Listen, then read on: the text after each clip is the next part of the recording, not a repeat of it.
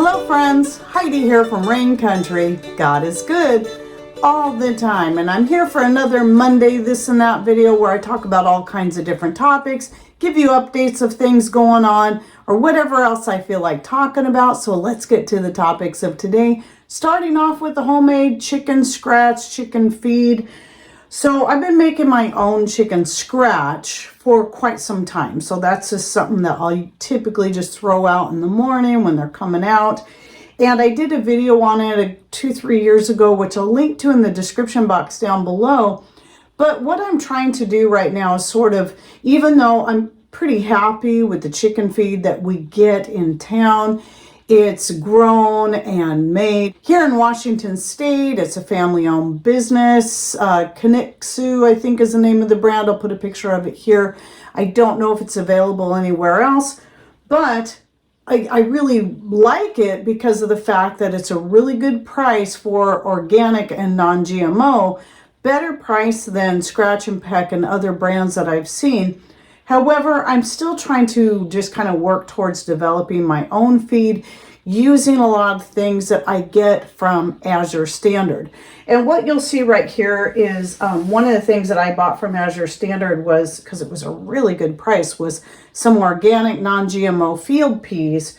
And, you know, it's sold as animal feed, but the peas are a little big and a little much for the chickens. They'll eat them. So, but what I found is that if I cook them first, they are more apt to eat them. And you'll also see in here are some black beans. I'm just trying to use up some black beans that just never use them. I decided I'm not super crazy about black beans, but the chickens will also eat those once I've cooked them a little bit so they're nice and soft.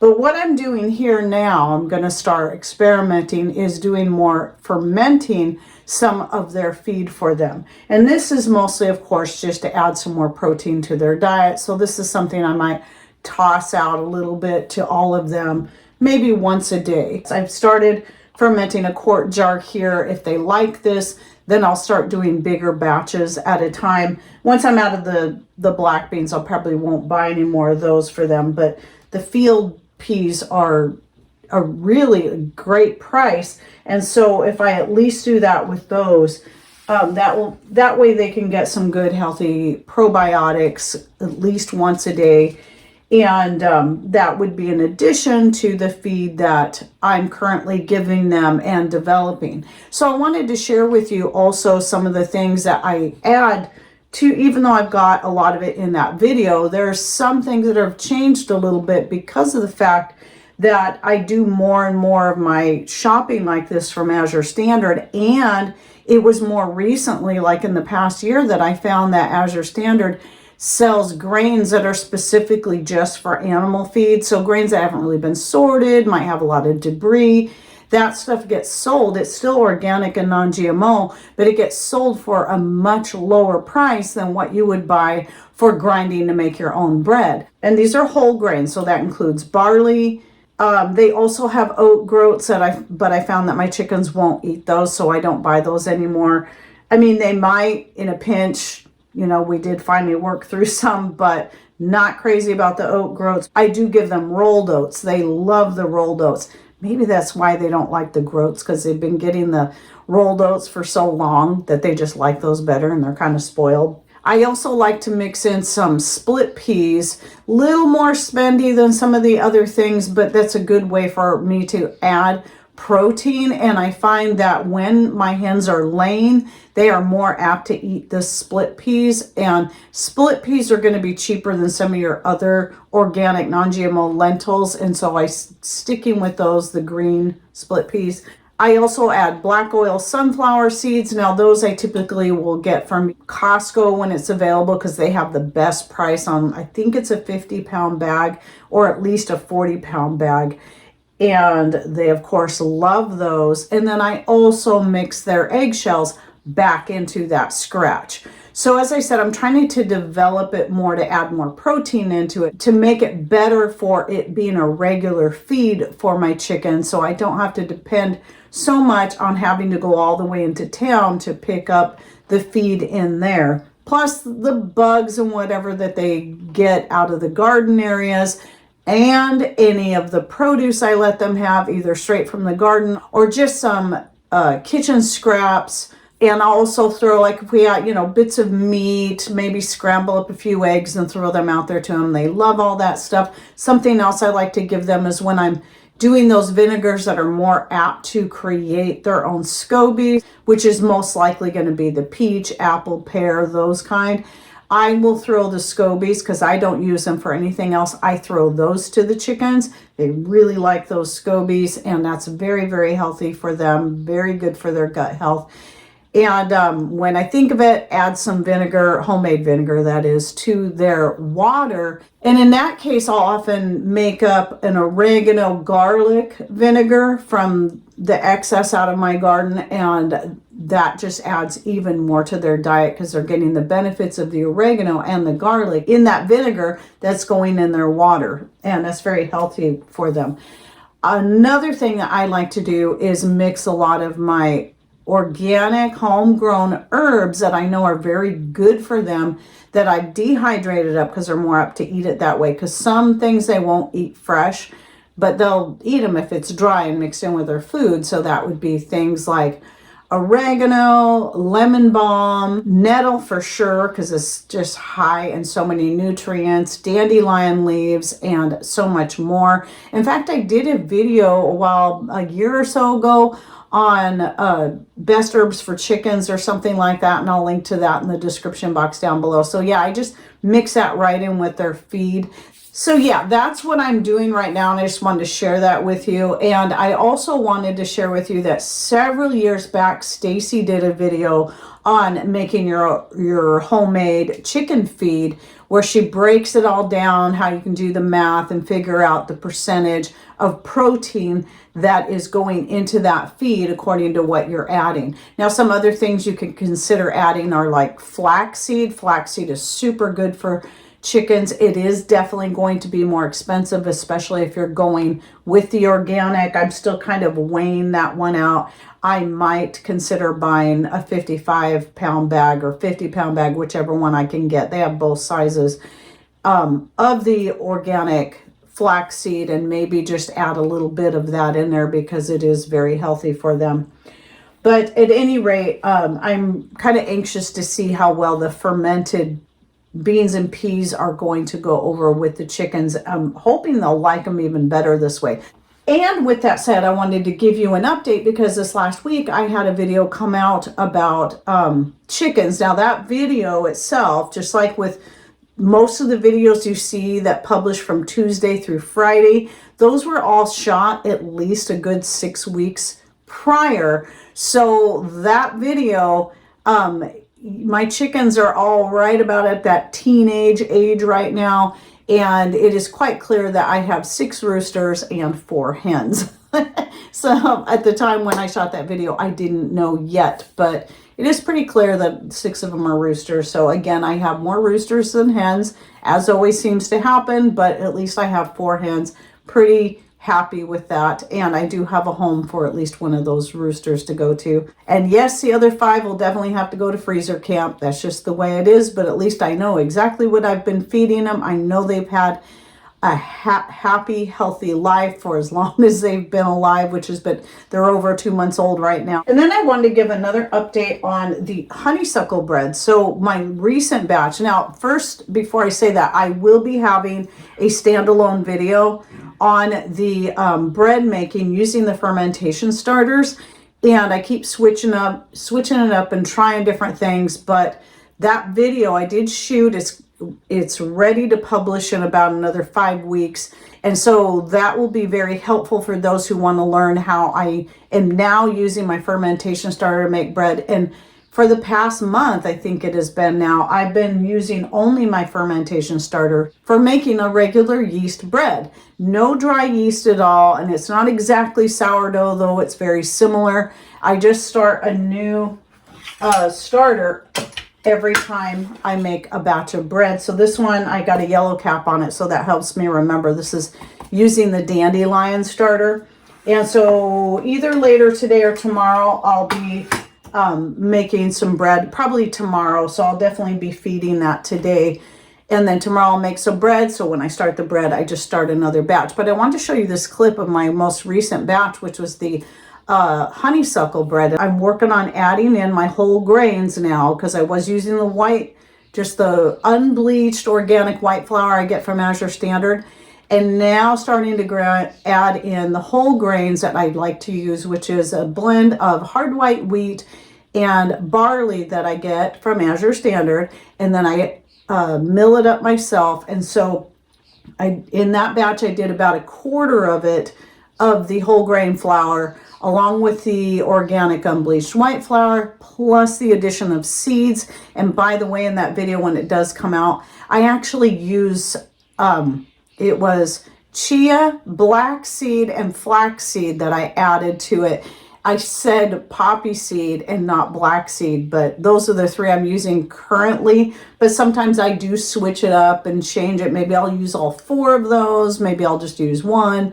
It just depends on how I feel at the time, but I always add them early on so they can soak in warm water along with the flour and the bread as it's kind of just sitting and resting for about an hour and then come back to it. So that's just an update on that. But again, you'll be seeing that video come out in a few, like I said, about 5 weeks from the time this publishes. Be watching for that video if you'd like to learn how to do that.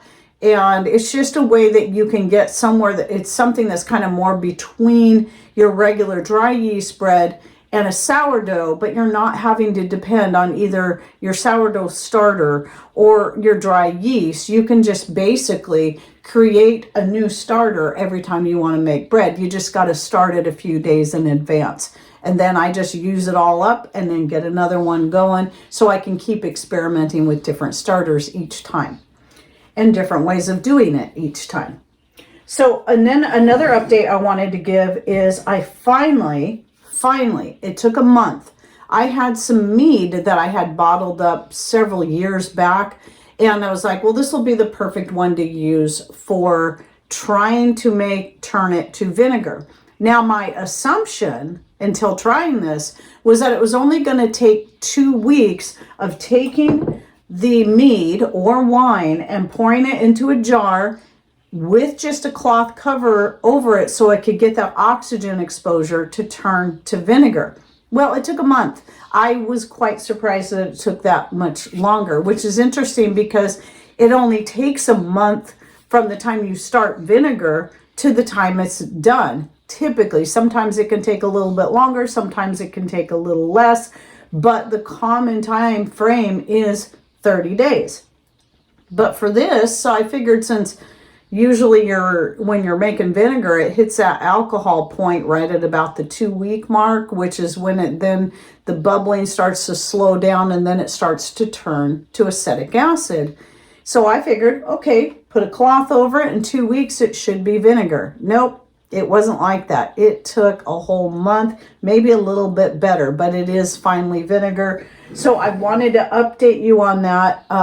So I was wrong in my assumption, but I'm glad I finally tried it. So now I know, so I can share that with you, that if you're wanting to take any of your homemade wine and you decide you want it to become vinegar, you need to pour it into a jar that has a nice wide open mouth so that you can then simply cover it with a cloth. It can be even a paper towel. Some people like to use coffee filters. I always just have my own fabric covers, as you can see in the vinegar that's brewing back here that I make now. I used to just take squares and a rubber band, but now I make these with elastic on the inside so I can just slip them over and I don't have to mess with 2 pieces, and it looks cute too. I have a video, by the way, if you'd like to learn how to make it. Super simple, that I'll link to down below. But yeah, so that's what's going on there, and that's my update on that.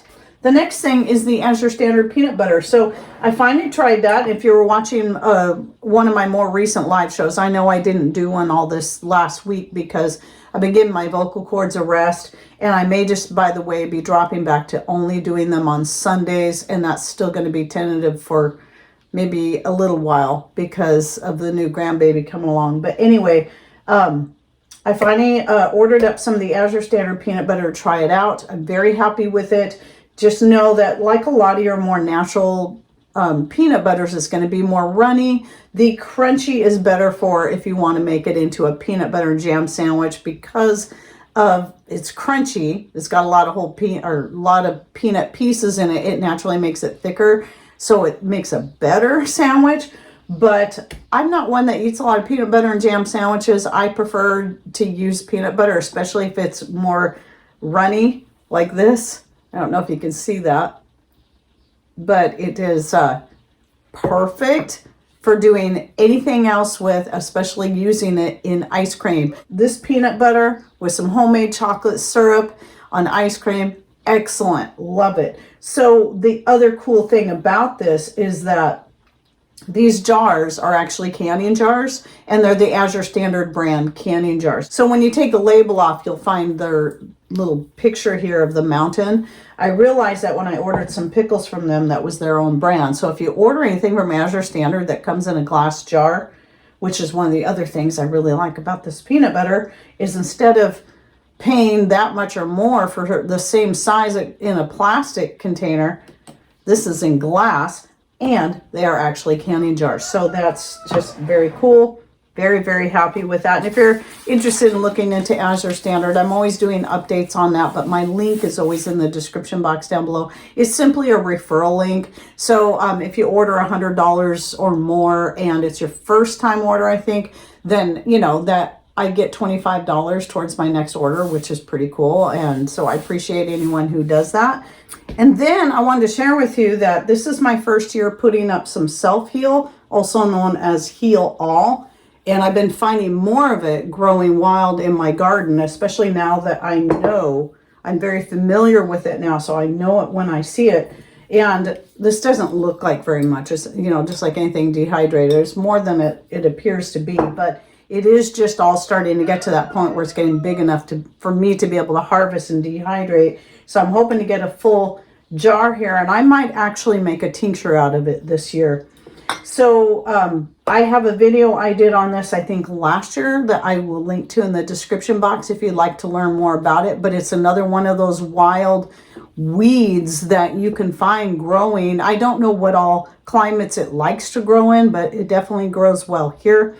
But a lot of people can find it growing wild around their property or anywhere close. So here's a picture of it so you can see what it looks like. You might actually recognize it and go, oh, that's what that is.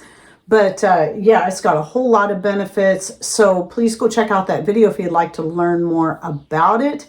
And I am just very excited to have another wild herb that I can easily get anywhere around here. I don't even have to try to grow it. And it's good for so many things. Anyway, that's it for my this and that for the week. If you got any thoughts, ideas you'd like to share, please put those in comments down below. And thanks for watching. Take care and God bless.